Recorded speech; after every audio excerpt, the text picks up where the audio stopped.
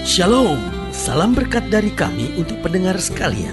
Saat ini pendengar akan diberkati dengan program Hari Ini Harinya Tuhan bagian yang ke-8. Sebuah program rohani tentang doktrin Alkitab yang menolong kita untuk semakin tertanam dalam kebenaran firman dan bertumbuh dalam kemuliaan. Bersama hambanya, Pendeta Gilbert Lumwendong, STH. Banyak orang merasa doktrin Alkitab sebagai sesuatu yang membingungkan. Tetapi tahukah saudara bahwa doktrin Alkitab intinya adalah memahami Alkitab dengan benar, dengan pemahaman yang sistematis, sehingga kita terus dapat tertanam di dalam kebenaran firman, sehingga kita terus bertumbuh di dalam kemuliaan Allah. Buka hati saudara sekalian untuk menerima berkat-berkat firman-Nya hari ini. Tuhan kita adalah Allah yang membuka jalan bagi kita dengan cara-cara yang unik dan luar biasa. Jalan-jalan Tuhan tidak pernah bisa kita pikirkan, karena Alkitab berkata bahwa jalanmu berbeda dengan jalanku, rancanganmu berbeda dengan rancanganku. Karena Tuhan berkata jalan dan rancanganku lebih tinggi daripada jalan dan rancanganmu. Nah, saudaraku yang kasih dalam Tuhan, itu sebabnya ketika kita menyadari bahwa Allah membuka jalan buat kita dengan cara yang unik dan luar biasa, maka kita harus tetap berharap kepada Tuhan.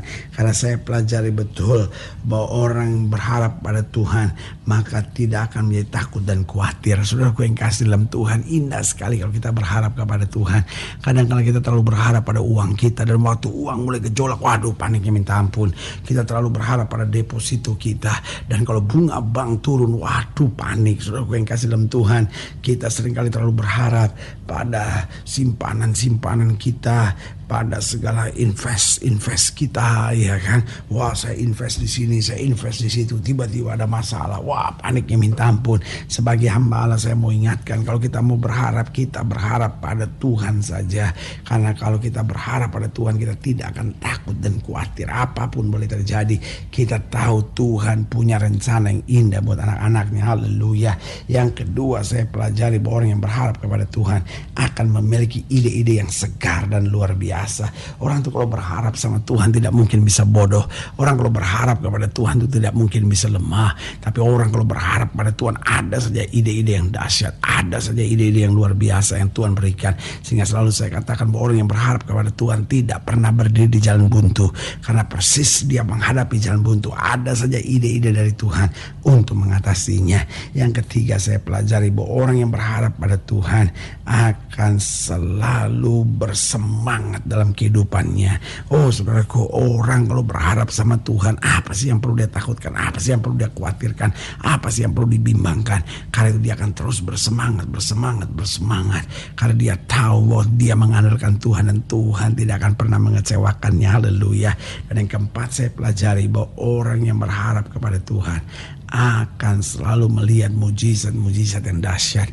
Karena Alkitab sudah katakan apa yang tidak pernah kita pikirkan, itu yang Tuhan sediakan buat orang yang takut akan Tuhan. Karena itu saudaraku yang kasih dalam Tuhan, apapun boleh terjadi, tetapi jangan jadi orang-orang yang mengandalkan kekuatan sendiri. Karena orang yang mengandalkan kekuatan sendiri, kata Alkitab, terkutuklah.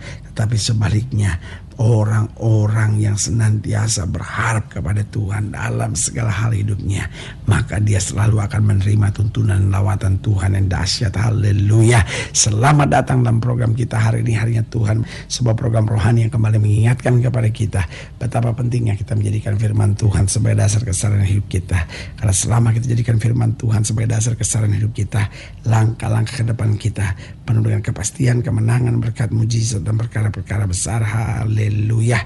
Nah, saudara yang kasih dalam Tuhan, hari ini kita memang sedang membahas tentang selalu berharap kepada Tuhan. Aduh, siapapun kita, saudara boleh berkata, saya orang miskin, pendeta. Saudara boleh berkata, aduh pendeta, segala penyakit saya sedang banyak, saya sedang terbaring di rumah sakit. Sebagai hamba Allah, saya hanya mau ingatkan buat saudara, selama kita mau berharap kepada Tuhan, pasti ada pembelaan Tuhan, pasti ada kemenangan yang besar. Karena selama kita berharap kepada Tuhan, Tuhan selalu membawa kita pada kedahsyatan kuasa kemuliaannya. Haleluya. Nah, saudara yang kasih dalam Tuhan, dalam program hari ini, dalam pembahasan tentang selalu berharap pada Tuhan, Kita mau sama-sama belajar Nehemia pasal 2. Nehemia pasal 2 ayatnya yang pertama. Nehemia pasal 2 ayat pertama sampai ayat yang ke-6. Demikianlah firman Tuhan. Nehemia pasal 2 ayat 1 sampai 6. Di bawah judul perikop Nehemia diutus ke Yerusalem. Nehemia pasal 2 ayat pertama sampai ayat yang ke-6. Pada bulan Nisan tahun ke-20 pemerintahan Raja Artasasta, ketika menjadi tugasku untuk menyediakan anggur, aku mengangkat anggur dan menyampaikannya kepada raja. Karena aku kelihatan sedih yang memang belum pernah terjadi di hadapan raja, bertanyalah ia kepadaku, mengapa mukamu muram? Walaupun kau tidak sakit, engkau tentu sedih hati. Lalu aku menjadi sangat takut. Jawabku kepada raja, hiduplah raja untuk selama-lamanya. Bagaimana mukaku tidak akan muram kalau kota tempat perkuburan nenek moyangku telah menjadi reruntuhan dan pintu-pintu gerbangnya habis dimakan api. Lalu kata raja kepadaku, jadi apa yang kau inginkan? Maka aku berdoa kepada Allah semesta langit luar biasa. Raja bertanya kepada Nehemia, apa yang kau inginkan? Jelas di ayat yang keempat dikatakan, lalu kata raja kepadaku, jadi apa yang kau inginkan? Tetapi reaksi Nehemia luar biasa, dikatakan maka aku berdoa kepada Allah semesta langit.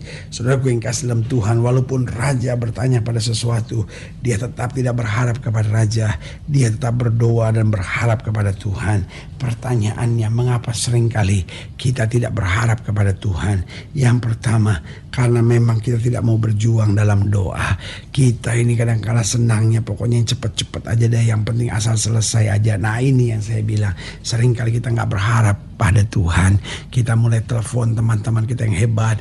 Oh, kita mulai coba kumpul-kumpulkan duit sebesar-besarnya supaya kita bisa bayar pengacara yang hebat, supaya kita bisa pakai orang tertentu. Saudara yang kasih dalam Tuhan, sebagai hamba Allah, saya hanya mau ingatkan buat saudara bahwa seringkali kita tidak berharap kepada Allah karena kita tidak mau berjuang dalam doa. Tahukah saudara, doa adalah senjata hebat orang percaya.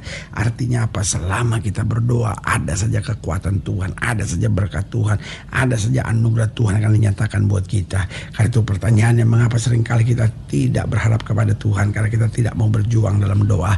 Kita cuma mau, pokoknya kita udah minta sama Tuhan, ayo beresin sekarang. Kalau belum, kenapa Tuhan mengecewakan saya? Saudara gue yang kasih dalam Tuhan, kita bisa saja kecewa berkali-kali, tetapi kalau kita mau jujur, tidak pernah dan tidak akan pernah Tuhan mengecewakan kita. Jadi mengapa seringkali kita tidak berharap kepada Tuhan? Karena kita tidak mau berjuang dalam doa. Yang kedua, karena kita tidak pernah memiliki pengenalan dengan Allah. Saudaraku yang kekasih dalam Tuhan, kalau kita tidak berharap kepada Allah, berarti kan kita bodoh, berarti kan kita gak kenal Tuhan. Loh, Allah kita dahsyat, Allah kita luar biasa, Allah kita tidak pernah gagal. Kata saudaraku yang kekasih dalam Tuhan, biarlah kita masuk dalam pengenalan yang lebih dalam lagi dengan Tuhan. Sehingga kita berkata, Tuhan, bukan hanya aku mau melayani, tapi aku hanya mau dekat dengan Tuhan. Aku mau hidup dalam Tuhan dan mengalami anugerah yang luar biasa. Haleluya. Jadi ingat, mengapa seringkali kita tidak berharap kepada Tuhan? Karena kita tidak mau berjuang dalam doa. Yang kedua, karena kita tidak pernah memiliki pengenalan dengan Allah. Orang yang memiliki pengenalan dengan Allah, saudaraku yang kasih dalam Tuhan, pasti akan menjadi orang-orang yang berharap kepada Allah. Dan yang ketiga, mengapa seringkali kita tidak berharap kepada Allah? Karena kita mudah khawatir, karena kita mudah takut, kita mudah simpan di pikiran kita segala hal-hal yang negatif, hal-hal yang harusnya kita buang. Paulus berkata, apa yang dulu kuanggap kebanggaan, sekarang kuanggap sampah. Saudara-saudara, tahukah saudara, segala sesuatu yang saudara simpan itu menjadi sampah. Dan sebagai hamba Allah, saya mau ingatkan buat saudara, ketika kita mulai bersihkan hati kita kenal Allah dengan betul, maka kita tidak pernah akan goncang. Kita tetap berharap pada Tuhan dan kita tahu anugerahnya sempurna. Dan yang keempat, saya pelajari bahwa mengapa seringkali kita tidak berharap kepada Allah. Yang pertama, karena kita tidak mau berjuang dalam doa. Yang kedua, karena kita tidak memiliki pengenalan dengan Allah. Yang ketiga, karena kita mudah sekali khawatir, mudah sekali takut, mudah sekali panik. Dan yang keempat, mengapa seringkali kita tidak berharap kepada Allah? Karena kita ingin jalan pintas. Ini kejahatan, saudara-saudara. Kita apa-apa seringkali inginnya ambil jalan potong, ambil jalan pintas. Sebagai hamba Allah, saya mau ingatkan, kadangkala Tuhan mengizinkan kita untuk melewati jalan yang berputar, bukan karena Tuhan mau hukum kita, bukan karena Tuhan sudah meninggalkan kita, tetapi saudaraku yang kekasih dalam Tuhan, kadang-kadang kita menghadapi masa-masa yang sukar, tetapi jangan ambil jalan pintas.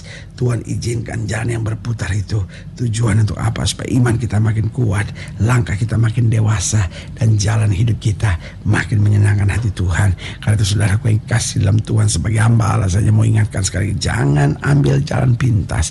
Jalan pintas itu bisa saja bernama pergi ke dukun, jalan pintas itu bisa saja bernama lari ke diskotik, hidup dengan seks bebas, hidup dengan minum mabuk judi, hidup dengan narkoba. Semuanya itu saya sebut jalan-jalan pintas. Tapi sebagai hamba Allah, mari kita berharap kepada Tuhan. Meskipun kadang-kala doa kita belum dijawab, tetap berharap kepada Tuhan. Karena kita tahu Tuhan tidak pernah mempermalukan dan mengecewakan kita. Karena itu saudaraku yang kasih dalam Tuhan, dalam program yang berbahagia hari ini, saya mau encourage, saya mau dorong setiap pendengar sekalian, untuk setiap pendengar sekalian menyadari betul bahwa dengan berharap kepada Tuhan selalu ada pembelaan, selalu ada mujizat, dan selalu ada kemenangan yang pasti. Haleluya. Nah saudaraku yang kasih dalam Tuhan, jika saudara yang lain lebih jauh, hubungi kami melalui telepon, hubungi kami melalui surat, kunjungi website kami, karena kami ada untuk membawa Bapak Ibu saudara senantiasa lebih dekat pada Tuhan dan mengalami kasih kuasa mujizat yang luar biasa. Haleluya. Secara khusus melalui program ini juga saya mau berdoa buat setiap saudara yang sakit, setiap saudara yang berbeban berat, karena saya percaya bahwa bagi Allah tidak ada perkara yang mustahil. Nah saudara-saudara yang didoakan secara khusus boleh taruh tangan kanan saudara di dada dan kita berdoa. Mari kita berdoa. Bapa, dalam nama Yesus, hamba doa buat yang sakit, hamba doa buat yang berbeban berat, hamba doa untuk setiap mereka yang sedang menghadapi masa-masa yang sukar, karena hamba percaya bahwa bagi Allah tidak ada perkara yang mustahil.